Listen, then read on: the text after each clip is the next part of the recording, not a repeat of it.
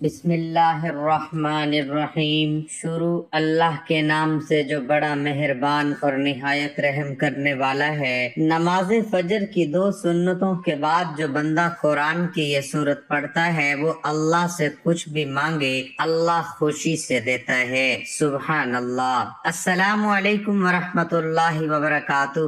محترم ناظرین، جو بندہ نماز فجر کی 2 سنتوں کے بعد قرآن کی یہ سورت 11 بار پڑھتا ہے تو اللہ تعالیٰ اس کی 1-2 نہیں بلکہ ہزاروں حاجتیں اور مرادیں پوری کرتا ہے۔ جو بھی منہ سے نکالے انشاءاللہ وہ مل جاتا ہے۔ ناظرین، جو بندہ فجر کی 2 سنتوں کے بعد یہ سورت پڑھ کر جب دعا کے لیے ہاتھ اٹھائے گا تو وہ جو مانگے گا اسے ملے گا۔ حضرت ابن عباس کا بیان ہے کہ یہ قرآن مجید کی آخری سورت ہے، یعنی اس کے بعد کوئی بھی مکمل سورت حضور صلی اللہ علیہ وآلہ وسلم پر نازل نہیں ہوئی۔ حضور صلی اللہ علیہ وسلم کو جب یہ خبر دی گئی کہ جب اللہ تعالیٰ کی نصرت آ جائے اور لوگ فوج در فوج دائرہ اسلام میں داخل ہونے لگیں تو اس کا مطلب یہ ہے کہ وہ کام مکمل ہو گیا جس کے لیے آپ کو مبعوث کیا گیا تھا۔ آپ صلی اللہ علیہ وسلم کو حکم دیا گیا کہ اب آپ اللہ تعالیٰ کی تسبیح و تحلیل میں لگ جائیے اور اللہ تعالیٰ کی طرف واپسی کی تیاری کیجیے اور اپنی امت کے لیے استغفار کیجیے۔ آپ دنیا کے سامنے یہ اسوہ پیش کیجیے کہ بڑی سے بڑی کامیابی اللہ تعالیٰ کی تائید اور نصرت کے بغیر ممکن نہیں۔ ایک بندہ بڑی سے بڑی کامیابی کے حصول کے بعد بھی غرور میں مبتلا ہونے کی بجائے ہمیشہ اللہ تعالیٰ سے اپنی کوتاہیوں کی معافی مانگتا ہے کہ جو کچھ میں نے کیا ہے وہ سراسر اللہ تعالیٰ کی عطا و بخشش ہے۔ میرا احساس تو یہ ہے کہ میں وہ کچھ نہ کر سکا جو مجھے کرنا چاہیے تھا۔ ناظرین اکرام، آج ہی ہر انسان پریشان ہے۔ کسی کو جانی پریشانی ہے تو کسی کو مالی ہوتی ہے، اسی طرح سے کسی کو منصب کی پریشانی ہے تو کسی کو عزت و آبرو کی پریشانی ہوتی ہے۔ امیر اپنی کوٹھی میں پریشان ہے، اس سے دولت سنبھالی نہیں جاتی، تو غریب جھونپڑی میں کوئی روزگار اور حالات سے نالا ہے۔ تقریباً ہر آدمی کسی نہ کسی فکر اور پریشانی میں مبتلا ہے۔ دلی سکون و قرار اور اطمینان حاصل کرنے کی ہر ایک اپنے ذہن اور اپنی سوچ کے مطابق اپنی پریشانی کی خود تشخیص کر کے ان کے علاج میں لگا رہتا ہے۔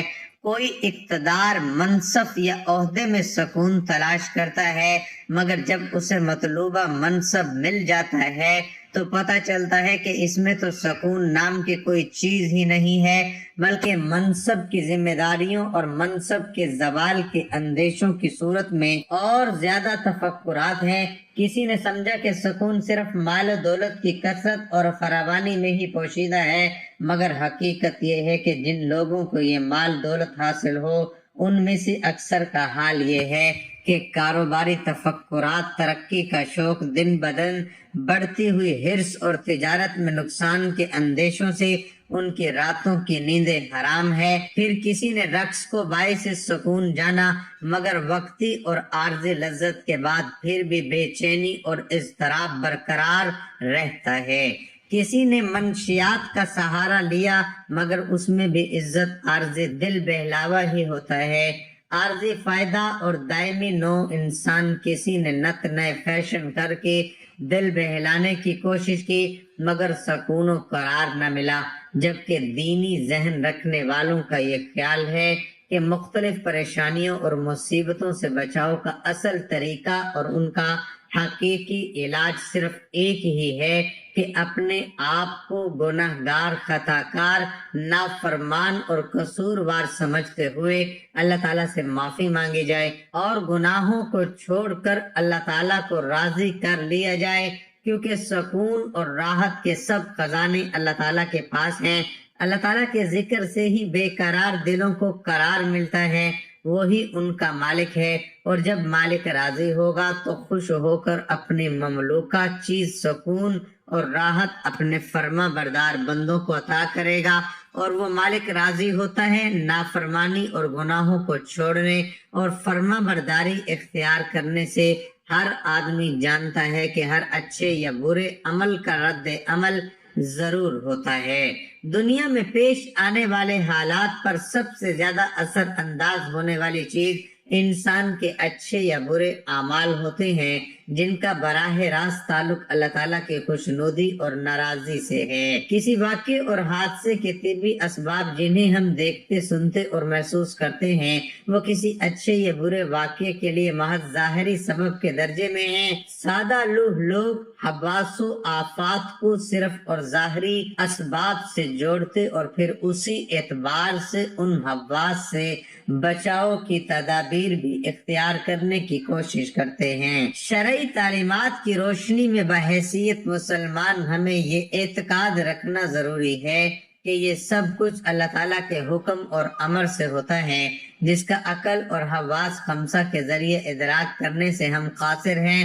وحی الہی اور انبیاء علیہ السلام کے ذریعے اللہ تعالیٰ نے جزا و سزا کا جو نظام سمجھایا ہے، وہ ہمیں اس غیبی نظام کے بارے میں آگاہ کرتا ہے۔ وہ یہ کہ کسی بھی واقعے اور حادثے کا اصل اور حقیقی سبب اللہ تعالیٰ کی رضامندی اور ناراضی ہے۔ اللہ تعالیٰ نے حالات کو خواہ اچھے ہوں یا برے انسانی اعمال سے جوڑا اور وابستہ فرمایا ہے۔ چنانچہ انسان کے نیک و بد اعمال کی نوعیت کے اعتبار سے احوال مرتب ہوتے ہیں۔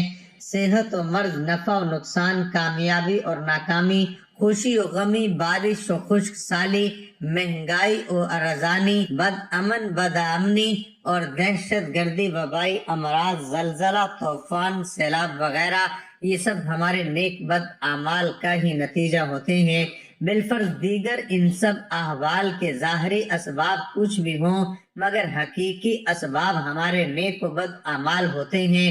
ہر نیک و آزمائش، سہولت و خوشی اللہ تعالیٰ کی طرف سے ہی آتی ہے، اس لیے پریشانیوں اور مصائب کا حل رجوع اللہ ہے، یعنی اللہ تعالیٰ کی اس طرف متوجہ ہونا، اللہ تعالیٰ کی طرف توبہ و استغفار کے ذریعے بھی متوجہ ہو اور اپنے مسائل کا حل اللہ تعالیٰ کے حوالے کر دیں۔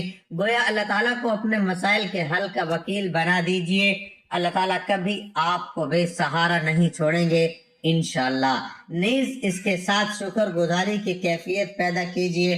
بظاہر ہمیں محسوس ہوتا ہے کہ ہمیں کوئی نعمت حاصل نہیں اور ہر طرف سے ہم پریشانیوں میں گھرے ہوئے ہیں، جبکہ لگتا ہے ہم اللہ تعالیٰ کی بے شمار نعمتوں میں ڈوبے ہوئے ہیں۔ اس لیے ظاہر میں پریشانی ہی کیوں نہ نظر آئے، انسان کا کام ہر وقت مالک کا شکر ادا کرنا ہے۔ اللہ تعالیٰ ضرور اپنے انعامات میں اضافہ فرمائیں گے اور دنیاوی پریشانیاں بھی انشاءاللہ حل ہو جائیں گی۔ لہذا سب گھر والے اپنے اعمال کا محاسبہ کریں۔ اگر نمازوں کی پابندی نہیں ہے تو 5 وقتہ نمازوں کا اہتمام شروع کریں اور نمازوں کے بعد دعاؤں کا بھی اہتمام کریں۔ ناظرین اکرام، کئی طرح کے خوفناک اور عبرت انگیز واقعات خواہ انفرادی ہوں یا اجتماعی، دراصل اللہ تعالیٰ کی طرف سے ہمارے لیے ایک الارم اور تنبیہ ہوتی ہے تاکہ انسان اپنے اعمال کا محاسبہ کرے اور کوئی تنبیہ اس کی غفلت دل کو جنبش دینے میں کامیاب ہو جائے۔ دنیا میں پیش آنے والے اچھے یا برے واقعات سے حاصل ہونے والا انسانی تجربہ اس پر شاہد ہے کہ بہت سارے لوگوں اور قوموں پر اللہ تعالیٰ کی نافرمانی کی وجہ سے دنیا میں ہی مختلف قسم کے عذاب آئے۔ مثلاً کوئی مسخ کیا گیا، کوئی زمین میں دھسایا گیا، کوئی دریا میں غرق کیا گیا، کوئی طوفان کی نظر ہوا۔ ان تباہ شدہ اقوام کی بستیوں کے کھنڈرات آج بھی اس حقیقت پر واضح ہیں کہ نافرمانی کا سب سے بڑا سبب پریشانی ہے۔ اللہ تعالیٰ نے قرآن مجید اور حضور صلی اللہ علیہ وسلم نے احادیث مبارکہ میں اعمال کے حسب نوعیت تاثیرات کو جیسی کرنی ویسی بھرنی کے بے مصداق مختلف پہلو اور طریقوں سے بیان فرمایا ہے۔ امت کو بد عملیوں کے برے نتائج سے آگاہ فرما کر اعمال کی اصلاح کا حکم بھی دیا ہے، جو آیات اور حضور صلی اللہ علیہ وسلم کی سینکڑوں احادیث مبارکہ سے ثابت ہے۔ اللہ تعالیٰ نے قرآن مجید کی سورۃ النحل میں فرمایا ہے، ترجمہ: جو شخص نیک عمل کرے، مرد ہو یا عورت، لیکن با ایمان ہو، تو ہم اسے یقیناً نہایت بہتر زندگی عطا فرمائیں گے اور ان کے نیک اعمالوں کا بہتر بدلہ بھی انہیں ضرور دیں گے۔ سورۃ النحل آیات میں اللہ تعالیٰ کا فرمان ہے کہ نیکی پر سکون زندگی کا سبب، چنانچہ 2 چیزوں ایمان اور اعمال صالح کے موجود ہونے پر اللہ تعالیٰ نے پر لطف اور پرسکون زندگی عطا فرمانے کا وعدہ کیا ہے۔ عام آدمی بھی یہ آیات پڑھ کر یہ نتیجہ نکال سکتا ہے کہ ایمان اور اعمال صالح نہ ہو یا کوئی ایک نہ ہو تو پرسکون زندگی نصیب نہ ہوگی، بلکہ پریشان زندگی نصیب ہوگی۔ اس لیے ہمیں دولت کے ساتھ ساتھ اللہ تعالیٰ سے نیک اعمال کرنے کی دعا کرنی چاہیے تاکہ ہماری دنیا اور آخرت دونوں سنور جائے۔ حضرت ابو ہریرہ رضی اللہ تعالیٰ عنہ سے روایت ہے کہ نبی کریم صلی اللہ علیہ وسلم نے ارشاد فرمایا کہ انسان پر صدقہ واجب ہے۔ اس طرح ایک اور جگہ آپ نے ارشاد فرمایا، تم میں سے جو آدمی بھی صبح کا سورج دیکھتا ہے اس کے ہر جوڑ پر صدقہ واجب ہو جاتا ہے۔ یعنی نبی کریم صلی اللہ علیہ وسلم کی ان ارشادات کی روشنی میں ہمیں پتہ چلتا ہے کہ جیسے ہی ہم پر اگلا دن چڑھتا ہے ہمارے جتنے بھی جوڑ ہیں، یعنی ہمارے جسم میں 360 کے قریب جوڑ، ان تمام فہرست کا صدقہ واجب ہو جاتا ہے۔ لیکن ہم میں سے کتنے ایسے لوگ ہیں جو کہ اپنے جسم پر واجب ہونے والے اس صدقے کو دیتے ہیں؟ ہم میں سے زیادہ تر لوگ تو تب ہی صدقہ دیتے ہیں جب ہم بیمار پڑتے ہیں یا ہم پر کوئی بڑی مصیبت نازل ہو جاتی ہے۔ اس سے پہلے تو صدقہ دینے کا نہ تو ہمارے ذہن میں کوئی تصور ہوتا ہے اور نہ ہی ہم میں سے زیادہ تر لوگ صدقہ دیتے ہیں، اور یہی وجہ ہے کہ ہماری زندگی میں اچانک سے مصیبتیں، پریشانیاں اور تنگی آتی چلی جاتی ہے، اور ہمیں سمجھ نہیں آ رہا ہوتا کہ ہم زندگی میں ایسی کون سی غلطی کر رہے ہیں جس کی وجہ سے ہماری زندگی میں مسئلے اور پریشانیاں بڑھتی جا رہی ہیں، ہم پر بلائیں نازل ہو رہی ہیں، ہم پر رزق کی تنگی ہو رہی ہے، اور ہم مسلسل پریشانیوں کے بوجھ کے نیچے دبتے چلے جا رہے ہیں۔ اصل میں وہ وجہ ہوتی ہے صدقے کا نہ دینا۔ اسلامی تعلیمات اور نبی کریم صلی اللہ علیہ وسلم کے مختلف ارشادات کی روشنی میں ہمیں پتہ چلتا ہے کہ آسمان سے بلائیں نازل کی جاتی ہیں۔ یہ بلائیں اپنے ساتھ مختلف بیماریاں، مصیبتیں اور پریشانیاں لے کر آتی ہیں۔ کوئی بلا اپنے ساتھ بیماری لاتی ہے، تو کوئی حادثہ، تو کوئی رزق کی تنگی، لیکن صدقہ کرنا ہمیں نہ صرف ان بلاؤں سے بچاتا ہے بلکہ غربت اور پریشانیوں سے بھی بچاتا ہے۔ صدقے کی وجہ سے ہمارے رزق اور دولت میں اضافہ ہوتا ہے اور گھر میں برکت ہوتی ہے۔ اس کے علاوہ ہمیں یہ بھی پتہ چلتا ہے کہ صرف مال خرچ کر کے ہی صدقہ نہیں دیا جاتا، بلکہ اگر آپ کسی کو سلام کرنے میں پہل کرتے ہیں تو یہ بھی صدقہ ہے۔ پانی پلانا یہ بھی صدقہ ہے۔ اسی طرح صدقہ دینے کے بہت سارے طریقے ہیں، جیسا کہ دو آدمیوں کے درمیان صلح کروا دینا، کسی کو سواری پر چڑھنے میں مدد کرنا، کسی کو اچھی بات بتانا، نماز کے لیے جو آپ قدم بڑھاتے ہیں یہ بھی صدقہ ہے۔ راستے سے رکاوٹیں اور پتھروں کو ہٹا دیں، دوسروں کو فائدہ پہنچانا، کسی کو دعا دینا، کسی کو پڑھانا یا کوئی چیز سکھانا، کسی کو اچھی بات بتانا، کسی کو مسکرا کر دیکھنا، کسی مصیبت میں پھنسے انسان کی مدد کرنا، وقت نکال کر اپنے ماں باپ کے ساتھ گزارنا، کسی کی طبیعت پوچھنا، کسی کی عیادت کرنا، کسی پریشانی یا آزمائش پر صبر کرنا، نیکی کا حکم دینا اور برائی سے روکنا، کسی کو معاف کر دینا، اس کے باوجود آپ کے پاس اسے سزا دینے کا اختیار ہو، یہاں تک کہ اپنی بیوی کو اپنے ہاتھوں سے کچھ کھلانا اور اس سے پیار محبت کی باتیں کرنا بھی صدقہ ہے۔ صدقہ دینے کے بے حد فضیلت اور فوائد ہیں۔ کہا جاتا ہے کہ بے شک مومن قیامت تک اپنے صدقے کے سائے میں ہوگا۔ مسلمان ہونے کے ناطے یہ نہ صرف ہمارا ایمان ہے بلکہ عام مشاہدہ اور تجربہ بھی ہے کہ جب ہم اللہ تعالیٰ کی راہ میں خرچ کرتے ہیں، اپنی نیت صاف رکھتے ہیں اور دکھاوا نہیں کرتے، تب اللہ تعالیٰ اس نیکی کو کئی گنا بڑھا کر ہمیں لوٹا دیتے ہیں۔ اللہ تعالیٰ قرآن مجید میں ارشاد فرماتے ہیں کہ اے ایمان والو، اللہ کی راہ میں ہمارے دیے ہوئے میں سے خرچ کرو۔ ہم انسانوں کی اوقات کچھ نہیں، نہ ہی ہمارے بس میں کچھ ہے۔ ہم پر ساری عنایات اس رب کی ہیں جو اس جہان کا مالک ہے۔ یہ اس ذات کا کرم ہے کہ اس نے ہمیں دینے والوں میں سے بنایا ہے، لہذا یہ ہمارا فرض ہے کہ ہم اس عطا کردہ رزق کی غریبوں، مسکینوں، لاچاروں، مجبور، ضرورت مندوں، یتیموں اور بے سہارا لوگوں کی مدد کریں، ان کی ضروریات کا اس طرح خیال کریں جس طرح اللہ سبحانہ و تعالی ہماری ضروریات کا خیال اور ہمارے گناہوں کا پردہ رکھتے ہیں۔ تو اب ہم آپ کو بتاتے ہیں وہ کون سی صورت ہے، تو وہ قرآن پاک کی سورت النصر ہے۔ چھوٹی سی صورت، صرف 3 آیتیں ہیں اس صورت کی، لیکن بہت ہی برکت اور فضیلت والی صورت ہے۔ سورت نصر کی پہلی آیت اذا جاء نصر اللہ والفتح کی لفظ نصر کو اس صورت کا نام دیا گیا ہے۔ اس صورت کو پڑھنے سے آپ کے لیے ہر میدان میں کامیابی کے دروازے کھلیں گے، اور لکھا ہے کہ اس صورت کو ہر روز 60 مرتبہ پڑھنے سے انشاءاللہ ہر بلا سے، ہر مصیبت سے محفوظ رہے گا اور فتح اور مدد میسر ہوگی۔ ایک بار میرے ساتھ بھی سورت النصر کی تلاوت سماعت فرمائیں تاکہ ثواب ملے۔ بسم اللہ الرحمن الرحیم اذا جاء نصر اللہ والفتح ورأيت الناس يدخلون في دين الله افواجا فسبح بحمد ربك واستغفره انه كان توابا۔ جب اللہ کی مدد اور فتح آئے اور لوگوں کو تم دیکھو کہ اللہ کے دین میں فوج در فوج داخل ہوتے ہیں، تو اپنے رب کی ثنا کرتے ہوئے اس کی پاکی بولو اور اس سے بخشش چاہو، بے شک وہ بہت توبہ قبول کرنے والا ہے۔ تو ناظرین، سورت نصر کو فجر کی 2 سنتوں کے بعد صرف 11 مرتبہ روزانہ پڑھنے کا معمول بنا لیں۔ انشاءاللہ جو سوچیں گے ویسے ہی ہوگا، جو مانگو گے وہ ملے گا، بس یقین اور ایمان مضبوط ہونا چاہیے۔ اللہ تعالیٰ زندگی سے ہر چھوٹی بڑی پریشانی کا نام و نشان ختم کر دے گا۔ حضور صلی اللہ علیہ وآلہ وسلم نے فرمایا، اللہ تعالیٰ فرماتے ہیں میرے ذکر کے لیے وقت نکالو، میں تمہارے کاموں میں برکت عطا کروں گا، ورنہ دنیاوی کاموں کی کثرت ان پر اس قدر مسلط کر دوں گا کہ تمہیں فرصت ہی نہ ہوگی اور سکون سے محروم ہو جاؤ گے۔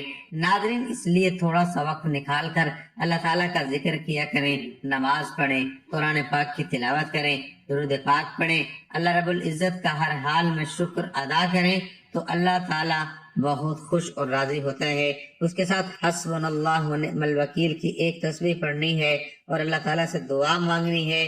ہر طرح کی مشکل و پریشانی میں صرف اللہ تعالیٰ پر ہی توکل کرنا چاہیے اور زبان پر یہ الفاظ لانے چاہیے، حسبنا اللہ و نعم الوکیل، ہمیں اللہ ہی کافی ہے اور وہ بہترین کارساز ہے۔ حضرت ابن عباس رضی اللہ عنہ کا بیان ہے کہ حسبنا اللہ و نعم الوکیل کا کلمہ حضرت ابراہیم علیہ السلام نے اس وقت کہا تھا جب انہیں آگ میں ڈالا گیا، تو اللہ تعالیٰ نے آگ کو ٹھنڈک اور سلامتی والی بنا دیا، اور یہی کلمہ حضرت محمد مصطفیٰ صلی اللہ علیہ وآلہ وسلم نے اس وقت کہا تھا جب لوگوں نے کہ کفار نے آپ کے مقابلے میں لشکر جرار تیار کیے ہیں، تو ان سے ڈرو، مگر اس سے آپ کے ایمان میں اور بھی اضافہ ہو گیا، اور آپ نے فرمایا کہ ہمیں اللہ کافی ہے اور وہ بہت اچھا کارساز ہے۔ حضرت ابو ہریرہ رضی اللہ تعالیٰ عنہ نبی صلی اللہ علیہ وآلہ وسلم روایت کرتے ہیں کہ آپ صلی اللہ علیہ وسلم نے فرمایا کہ ایک تاجر لوگوں کو قرض دیتا تھا، جب کسی کو تنگ دست پاتا تو اپنے نوجوانوں سے کہتا اس کو معاف کر دو، شاید کہ اللہ تعالیٰ ہم لوگوں کو بھی معاف کر دے۔ چنانچہ اللہ تعالیٰ نے اس کو بھی معاف کر دیا۔ حضرت ابو ہریرہ رضی اللہ تعالیٰ عنہ سے روایت ہے کہ رسول اللہ صلی اللہ علیہ وسلم کی خدمت میں ایک دیہاتی آیا اور اس نے عرض کیا، اے اللہ کے رسول صلی اللہ علیہ وآلہ وسلم، مجھے کوئی ایسا کام بتا دیجئے کہ اگر میں اس پر عمل پیرا ہوں تو جنت میں داخل ہو جاؤں۔ آپ صلی اللہ علیہ وسلم نے فرمایا، اللہ تعالیٰ کی عبادت کرو اور اس کے ساتھ کسی کو شریک نہ کرو، نماز پابندی سے پڑھو اور فرض کی گئی زکوٰۃ ادا کرو اور رمضان کے روزے رکھو۔ دیہاتی نے یہ سن کر کہا، قسم ہے اس اللہ کی جس کے دستے قدرت میں میری جان ہے، میں کبھی اس میں کمی پیشی نہیں کروں گا۔ پھر وہ پشت پھیر کر چلا گیا تو رسول اللہ صلی اللہ علیہ وسلم نے فرمایا، جس آدمی کو جنتی آدمی دیکھنے سے خوشی ہو تو اس شخص کو دیکھ لے۔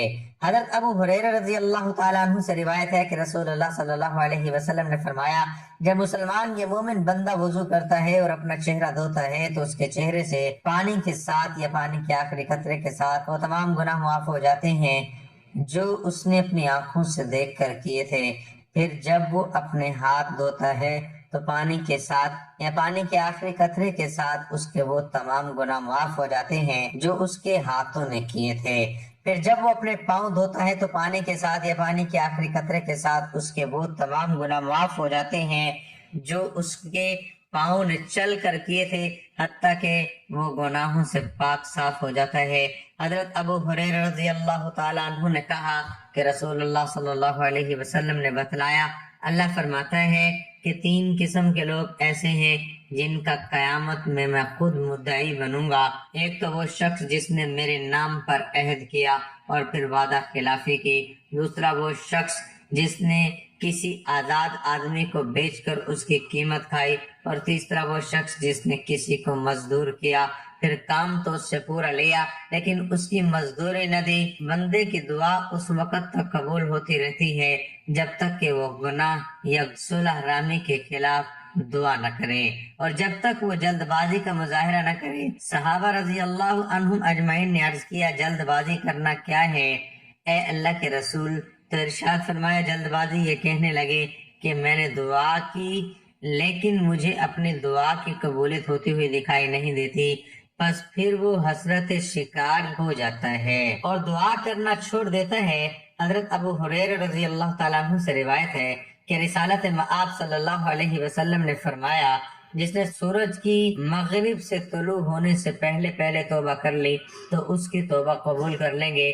اللہ تعالیٰ سے دعا ہے کہ اے کل جہان کے مالک، ہم سب کو نماز اور قرآن پاک پڑھ کر